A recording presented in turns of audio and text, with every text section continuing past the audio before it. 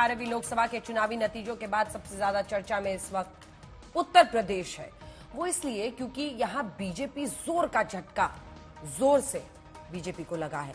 UP की 80 सीटों में से इंडिया गठबंधन ने 43 सीटें जीतकर यूपी की राजनीति को हिलाकर रख दिया है।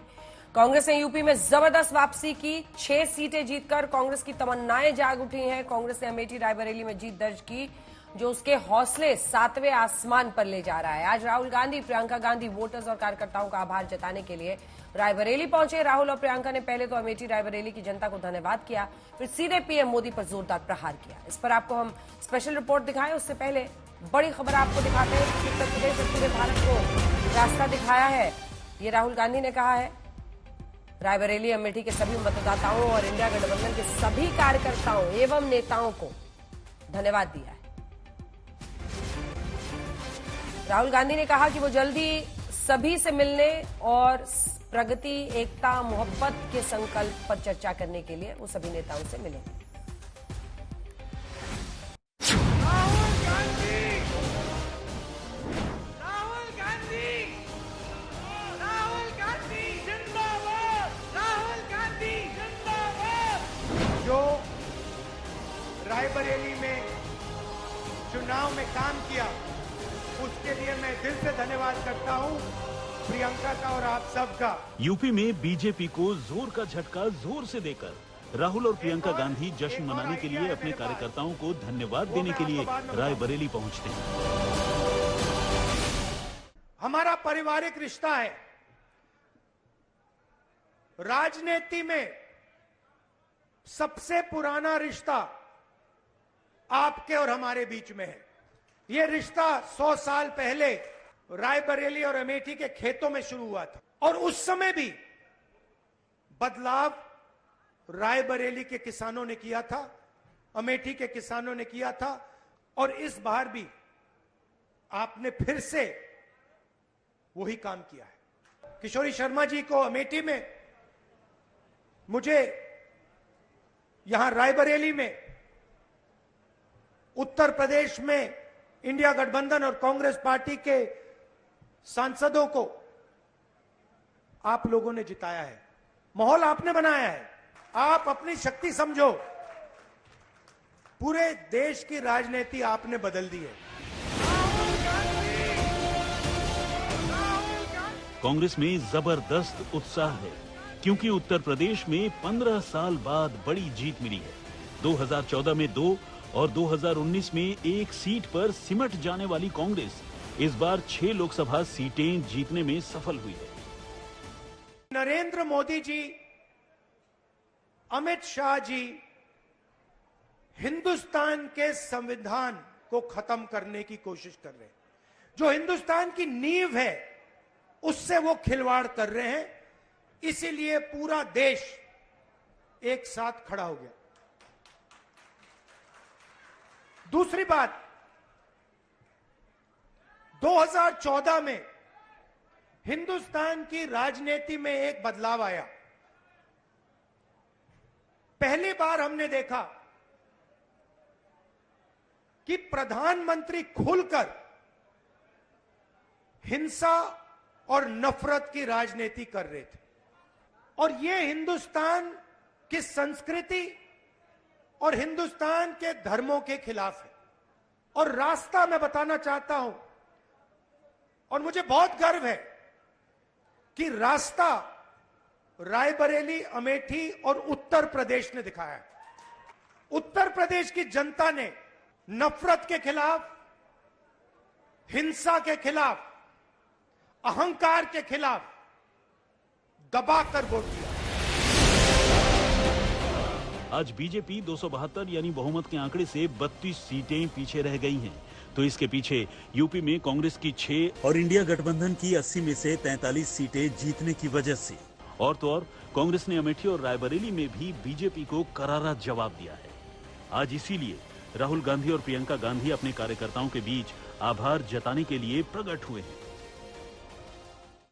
यहाँ एक सेना बनाई और इस सेना के तहत आपकी मजबूती से दोनों रायबरेली और अमेठी हम जीते।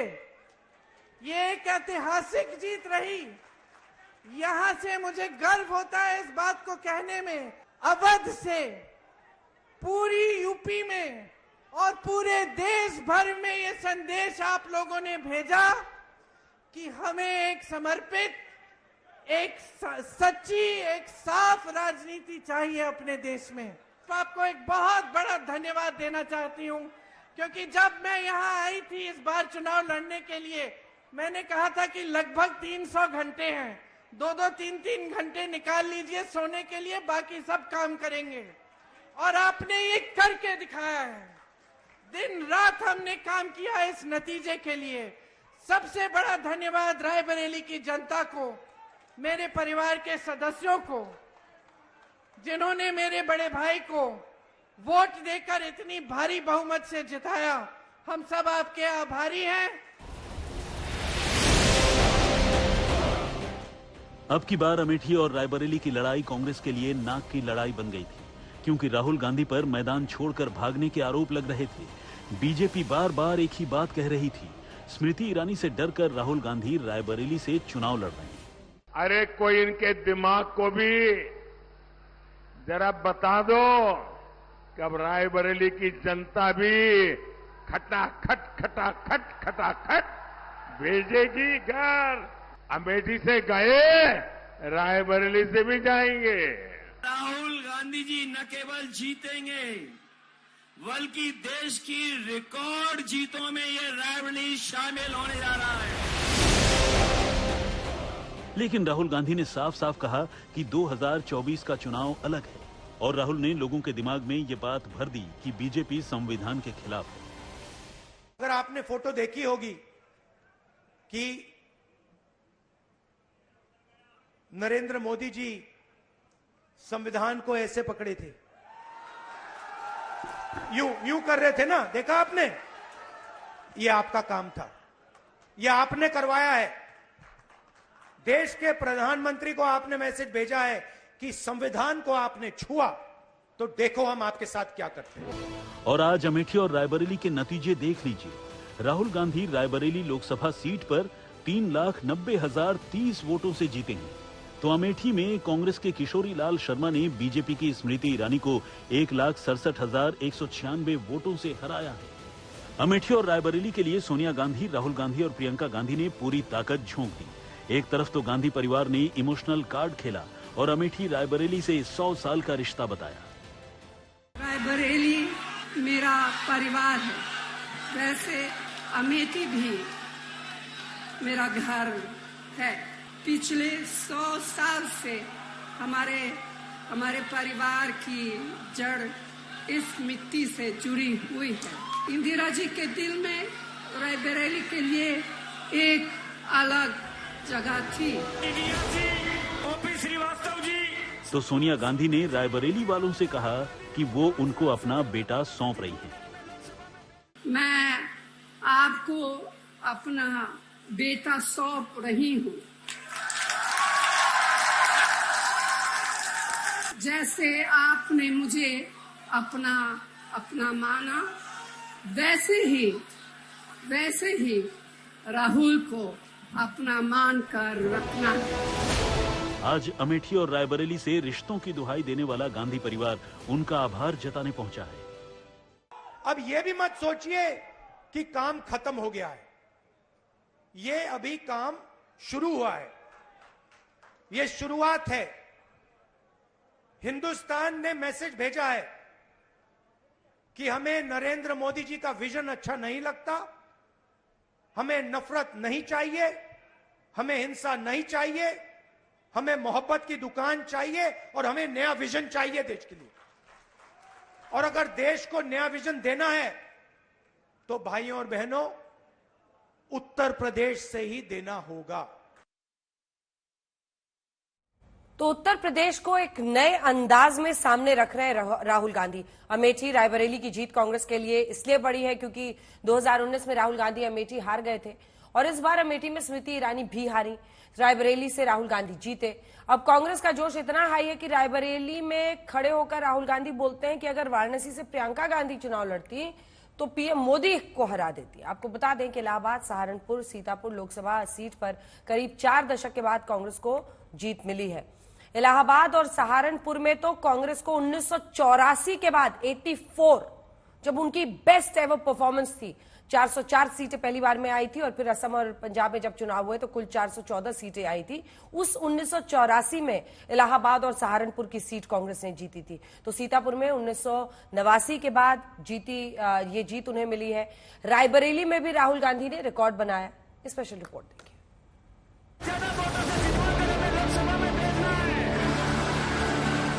यूपी में 6 सीटें जीतकर कांग्रेस का मनोबल बहुत ऊंचा हुआ है, क्योंकि यूपी में कांग्रेस और समाजवादी पार्टी के गठबंधन ने बीजेपी को तगड़ी चोट दी है। यूपी में कांग्रेस इस बार समाजवादी पार्टी के साथ गठबंधन कर चुनाव मैदान में उतरी थी और 17 सीटों पर चुनाव लड़ी थी, जिसमें से 6 सांसद जीत कर आए। कांग्रेस का वोट शेयर भी 6.36% से बढ़कर 9.46% पर पहुंच गया है।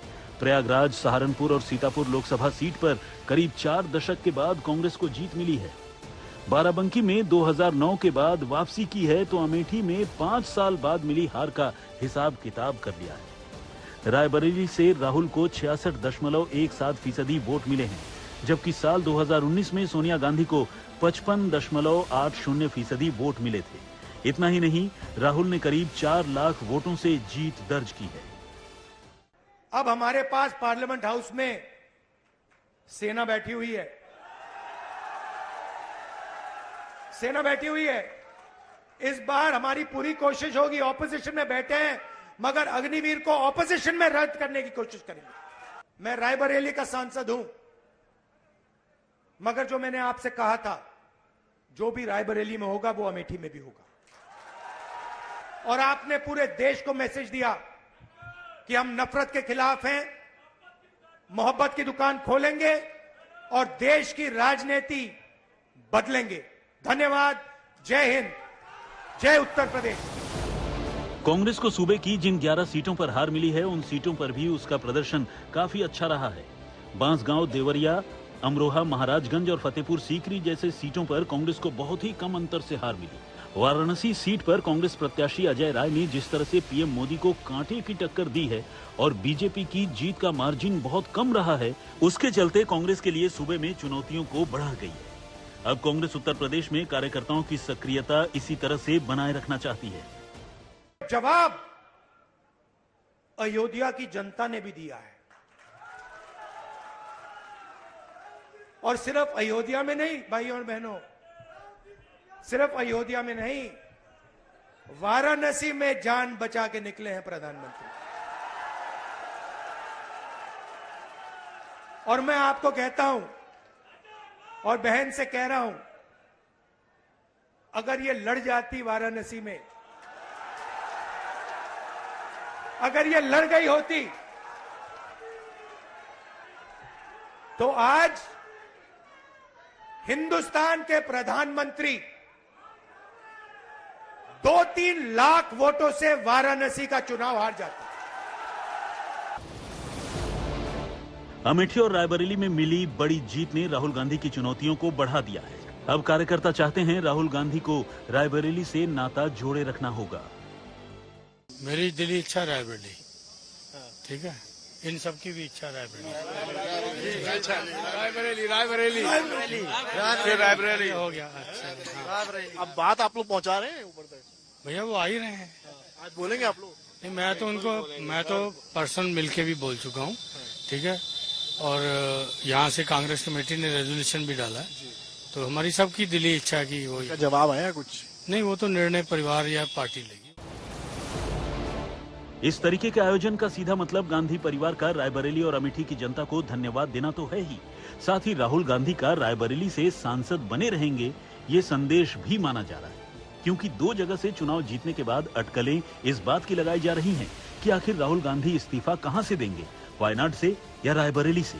2027 में यूपी विधानसभा का चुनाव है और जिस तरह से लोकसभा में कांग्रेस को बूस्टर डोज मिला है, उससे कांग्रेस और समाजवादी पार्टी प्लान 2027 के लिए अभी से लग गई है। रायबरेली से समर्थ श्रीवास्तव के साथ आज तक ब्यूरो। आइए आपको लिए चलते हैं, मौसमी सिंह हमारी सहयोगी इसी खबर पर हमारे साथ इस वक्त जुड़ रही हैं। मौसमी, कांग्रेस का जोश काफी हाई दिख रहा है, 6 सीटें 80 में से लेकर, क्योंकि 2 रायबरेली और अमेठी उनके लिए इस बार साख की बात थी। एकदम देखिए, कुल मिला के अगर आप देखें तो राहुल गांधी जब पिछली बार चुनाव हारे थे उसके बाद उनका अमेठी ज्यादा जाना नहीं हुआ था, लेकिन इस बार जिस तरह से लगातार प्रियंका गांधी 12 दिनों तक वहीं पे उन्होंने कैंप किया और जिस तरह की जीत अमेठी और रायबरेली में हुई, लगातार फिरोज गांधी से लेके संजय गांधी, राजीव गांधी, सोनिया गांधी, पूरी जो पीढ़ी दर पीढ़ी रायबरेली और अमेठी में गांधी परिवार की जो विरासत की सियासत है उसको साधा गया। और इस बेहतरीन प्रदर्शन के पीछे कहीं ना कहीं राहुल गांधी ने जिस तरह से कहा कि एक इंडिया गठबंधन का जो एकजुटता थी, आपस में हम लोग लड़े नहीं, उसको भी श्रेय जाता है, लेकिन कांग्रेस कार्यकर्ताओं का भी उन्होंने उत्साहवर्धन किया, एकजुटता की तस्वीर और एक जोश कांग्रेस कार्यकर्ताओं में यूपी में दिख रहा है, जो कि एक तरीके से कहते हैं कि दिल्ली का रास्ता लखनऊ से निकलता है और देश के कई प्रधानमंत्री उत्तर प्रदेश से आए हैं, खुद रायबरेली से इंदिरा गांधी ने प्रतिनिधित्व किया था, तो अपने आप में एक भविष्य के लिए एक उम्मीद कांग्रेस को जगी है। और ये उम्मीद में ये जो कॉन्फिडेंस राहुल गांधी जिस बात का जिक्र कर रहे हैं कि वाराणसी से अगर प्रियंका गांधी लड़ती तो 2-3 लाख से वोटों से जीत जाती, इस तरह की बात अमूमन राहुल गांधी नहीं कहते हैं, लेकिन जिस तरह का प्रदर्शन रहा है कहीं ना कहीं कांग्रेस को लगता है कि अब आगे उत्तर प्रदेश में पैर और पंजा जमाने में कोई दिक्कत नहीं होगी। बिल्कुल। और अभिषेक हमारे सहयोगी भी हमारे साथ जुड़ रहे हैं। उत्तर प्रदेश में अगर हम दूसरी तरफ अखिलेश यादव को देखें तो वो भी एक रोड मैप के तहत अब आगे बढ़ रहे हैं, क्योंकि बेस्ट एवर वाले 37 नंबर उनकी झोली में आए हैं। अभिषेक। बिल्कुल अंजना, पूरा रोड मैप है इस वक्त अखिलेश यादव के पास, और जिस तरीके से जीत का एक मोमेंटम बना है, आप देखेंगे कि उनके अगली जो उनकी रणनीति है, खास करके जब उन्होंने करहल छोड़ दिया है, अब वो संसद में होंगे, तीसरी बड़ी पार्टी के नेता होंगे, संसद में वो अपनी बात मजबूती से रखना चाहेंगे और 27 में एक बड़े चेहरे के तौर पर, जो कि विपक्ष का बड़ा आवाज बना है संसद में, उसके नेता के तौर पर फिर 27 में ये चुनौती देंगे बीजेपी को। तो ये एक प्लान है। इसके अलावा अगर आप देखेंगी तो यहाँ पर लीडर ऑफ ऑपोजिशन कौन होगा, इस पर भी सबकी नजर है कि क्या शिवपाल यादव को लीडर ऑफ ऑपोजिशन बनाएंगे या किसी दलित चेहरे को बनाएंगे, क्योंकि उनका पीडीए का जो फॉर्मूला है वो काम कर रहा है। तो इस वक्त अखिलेश यादव के एक एक स्टेप को अगर आप देखेंगी तो आपको लगेगा कि बड़ी सधी हुई चाल चल रहे हैं, चूंकि जीत उनके खेमे में आई है। अगर देखा जाए तो 44 सीटें उनके गठबंधन को, चंद्रशेखर को जोड़ दें तो है, और 36 सीटें बीजेपी के पास है। और अगर उसको विधायकों के लिहाज से देखेंगी तो विधायक इतने जरूर होंगे कि बहुमत के पार होंगे, अगर इस चुनाव को अगर हम विधानसभा वार देखा जाए तो अखिलेश यादव का एक कॉन्फिडेंस बढ़ा है। आज ये भी बात हुई है कि निकल करके आई है कि कांग्रेस और सपा आगे भी साथ जाएंगे। तो कुल मिलाकर के अब आगे की पूरी स्ट्रेटजी होगी केंद्र में, सदन में अखिलेश यादव निश्चित तौर पर अपना प्रभाव छोड़ने की कोशिश करेंगे कि आने वाले 3 सालों में कुछ इस तरीके से अपने चेहरे को, अपनी पार्टी को इस तरीके से बड़ा किया जाए कि उसका प्रभाव 2027 में दिखाई दे और 2027 में वो सीधा चैलेंज बीजेपी को उत्तर प्रदेश में कर सके। आप दोनों का बहुत धन्यवाद।